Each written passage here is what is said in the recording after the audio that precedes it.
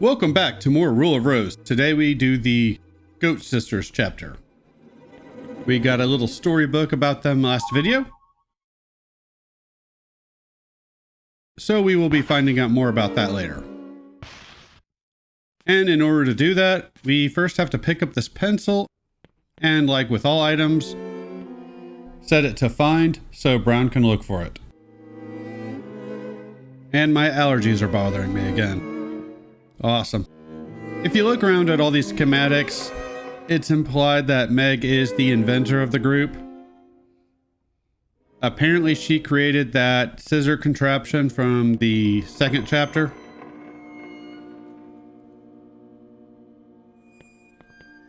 Go! So without her, who knows how Jennifer would have got out of there. However unintended that device was. We get to run around some of these catwalks. We will be doing that again in video 9. Everything is really dark. And I just ate a double cheeseburger and fries. Glorious!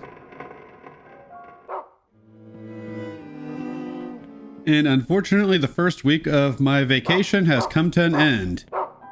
It goes by so fast! And this seems to be the Red Crayon Aristocrats pledge. You can read it if you want. I don't really care either way.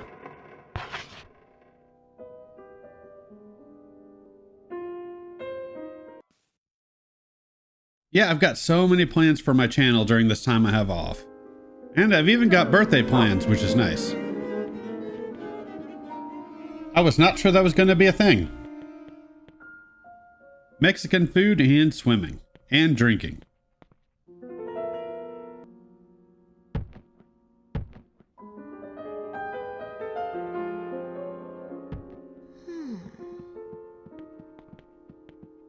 All right. Meg is looking for something. Let me guess, Jennifer is going to have to be the one to find it. That's usually how this goes. Although in fairness, she delegates that task to Brown. And this is a thing on Stray Dog. The biggest thing about this file is the Princess of the Red Rose is the one who is saying all of this about Stray Dog. That will be very important later on. Also, Stray Dog kidnaps children. We will find out more about that in video 8. You didn't think they were going to mention something about someone kidnapping children and not deliver, did you? The Sloppy Prince paused from his sword practice and asked, "What is Meg doing? Looking for a gift?" "Probably not. Miss Diana already found the goat." "Anyways, I've got to train to improve my speed." "I'm preparing for a duel! So don't bother me."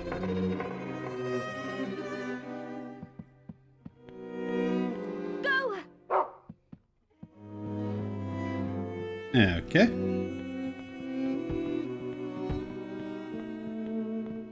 Well, we don't want to interrupt his sword practice. I have a joke I want to make, but I'm not going to make it. So, I have a question. How old are these kids anyways? Jennifer is 19, but we will find out more about her later.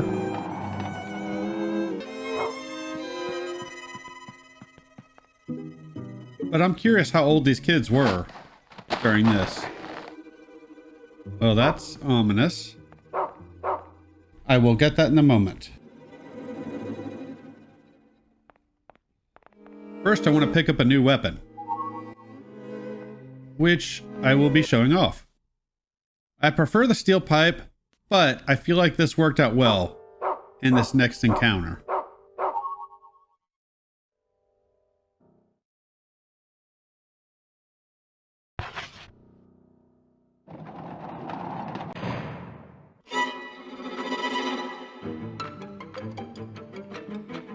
Oh, look, a trap. My God! Go away. Nobody likes you. And we saw that letter that was from Meg to Diane saying that she loves her, which is interesting. This chapter gets into a lot of interpretation, if you will. A lot of people interpret some aspects of this chapter a certain way, and I understand why they do it. And that might even be the developer's intent. There's a lot of Meg loves Diane in this chapter. But my issue with it is these are children. Again, I don't know how old they are, but still children. Now, I guess if they were something like 12 or 13, maybe you could justify it because usually by then kids are developing crushes and interests and whatnot. But I would also add that these are children in the 1930s. I'm pretty sure any kind of funny business between the two would be met with hostility.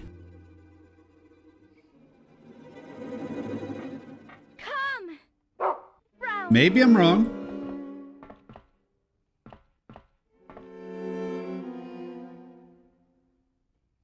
So that does seem a little weird. So we're coming down here because there's another golden knife we need to pick up. Just give me the knife and I'll leave you alone. You get. Oh God, get off. Get off. There will be no suckling on Jennifer as long as I have a say in things. Just give me the frickin' knife. And don't suckle on Jennifer. That is no bueno. Much like me missing the staircase. Alright, well that's become a party room, so we're gonna stay the hell out of here. We will not be coming back to this room again.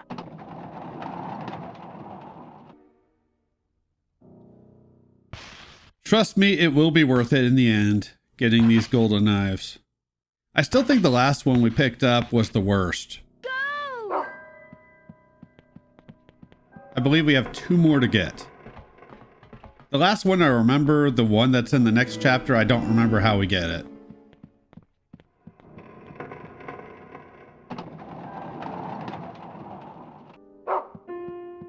We will get a weapon for picking those all up, which I believe I mentioned before.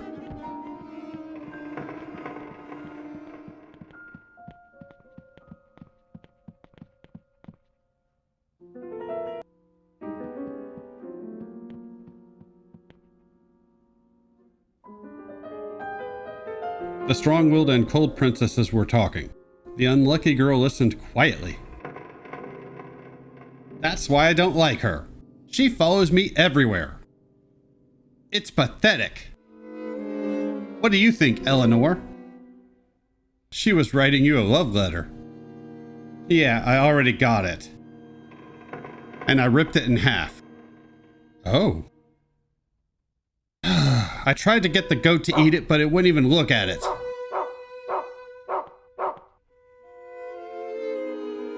Perfect timing, Jennifer. I have a job for you. Part of this letter was torn off and went missing. I need you to find it.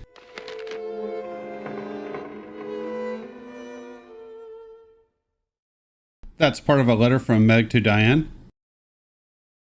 And you notice in the previous chapter, it was Diane and Meg teaming up against Eleanor to torture her by killing her bird. And now it's Diane and Eleanor teaming up against Meg. Yeah. Or at least talking about it. It might be just Diane doing everything. She does seem to be a bit of a ringleader after all. Although, she is not the Princess of the Red Rose. So there is somebody of higher standing than her.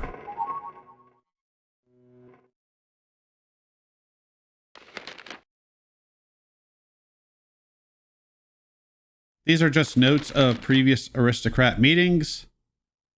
They mentioned the one where Jennifer finds the rabbit. Read them if you want, don't if you don't. It doesn't really matter as far as I know.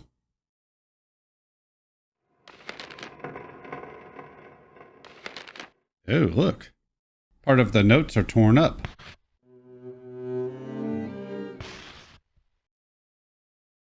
That is a bit excessive, wanting to give a goat a note to eat. Why not just rip it up and throw it in a waste bin or something? Shove it down the toilet. Take a huge dump on it right in front of her. Something. But it's interesting that Meg has this deep affection for Diana, and when it's convenient, Diana is fine with working with her, but other times she'll stab her in the back and talk shit about her. How very true to life this game is at times. I believe they call those frenemies. And nobody should strive to have that in their lives. If you call somebody your friend, you should not talk shit about them behind their backs. Because if you feel that way about that person, then they're probably not your friend, or you're not their friend. Meg is still freaking out.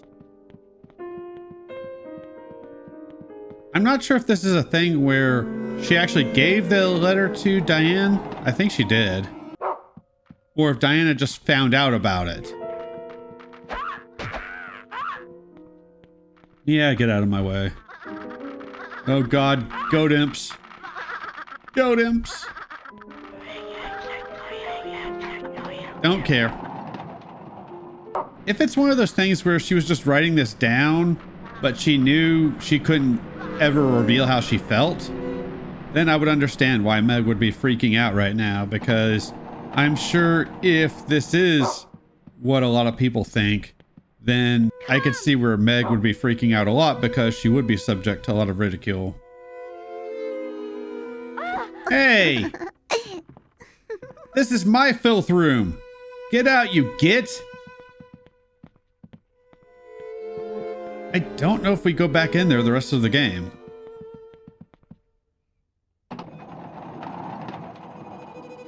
I know I do wants to pick up the golden knives so I can trade them in. But that's not going to make it on video. And you can see, I think it's Evelyn's running around like a chicken with her head cut off. And there's another kid in there doing something.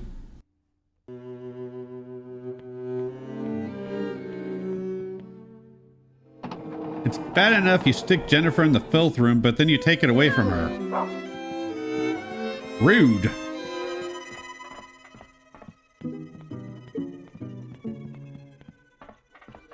And technically this chapter has a boss. I think it's more seen as a mini boss, but it does seem kind of boss-like to me.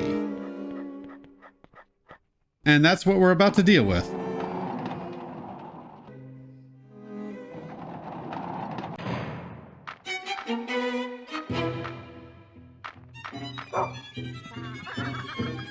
That soundtrack is really strange to me the way it begins. I don't know if anybody remembers the old Monday Night Football theme,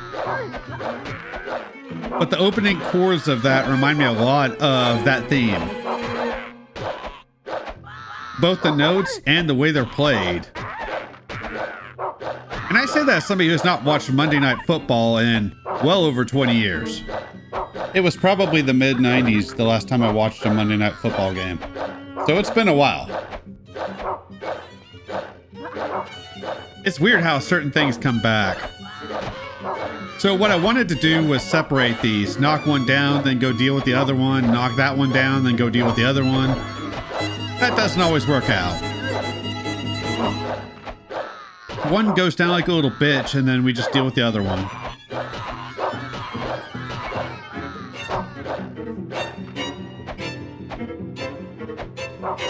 If you would just die, I would stop hitting you. You're the one making me do this. Stop making me hurt you. I recognize that dog growl from Tenchu. Good game. Something else positive I've noticed in the last couple years, my favorite beer they finally started bottling and selling in stores.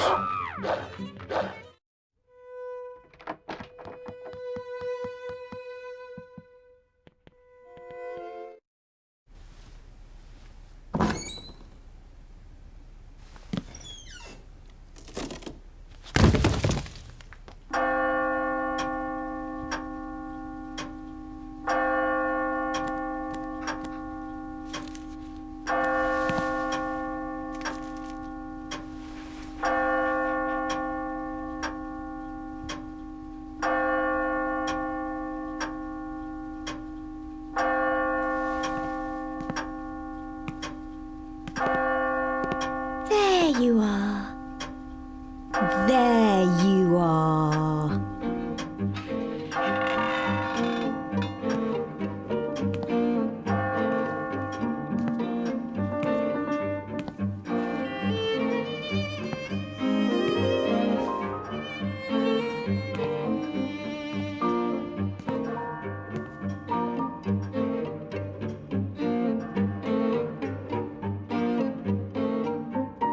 Why do you have it?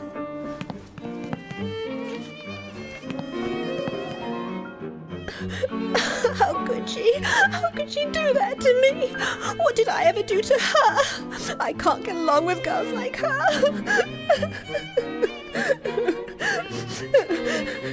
It's into the onion bag for her.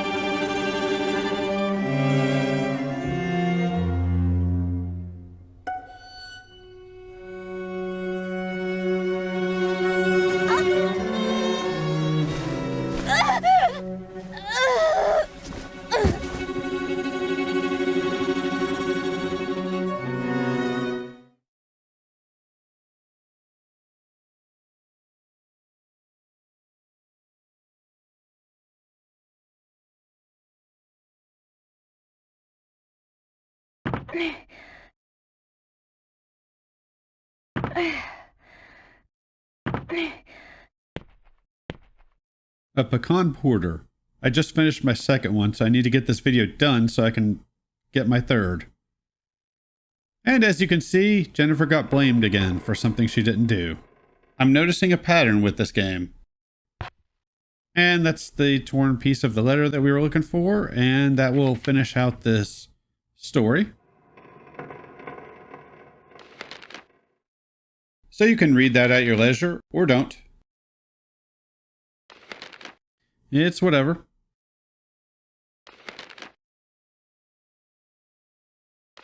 This will give us the second of the 3 words that we need to write down on a chalkboard. You remember last time we had the word everlasting.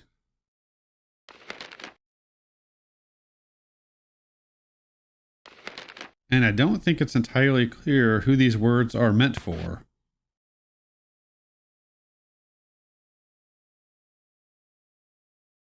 It's one of 2 characters in the game.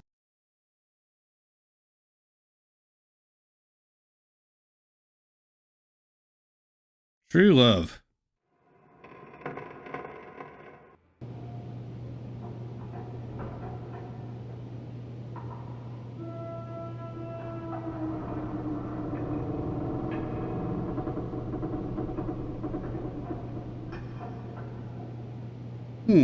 I see you remember the second one. But that's not all of it. You really are a silly girl. Hurry, quick, read me another story.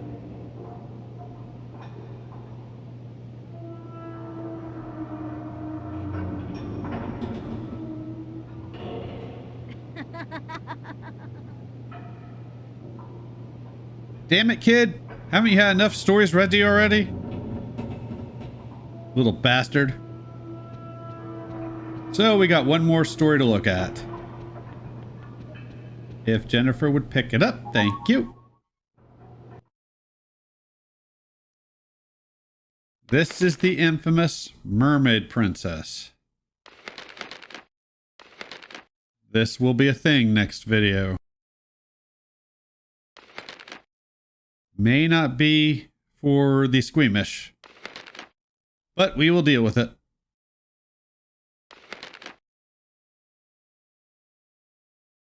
Granted, there are some silly moments that take away from the seriousness of what's going on. But I intend to make that worse by adding in some unused dialogue.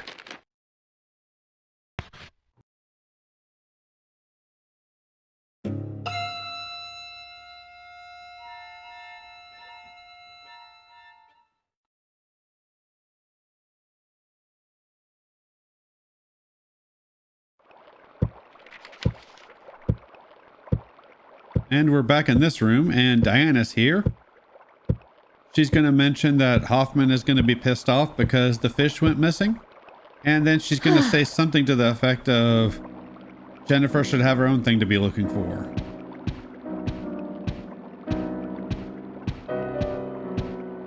More not so subtle clues that something else is going on, which I've already kind of spoiled anyways. But that's it for this video. Thank you for watching. I will see you all next time with more Rule of Rose and that dreaded mermaid boss.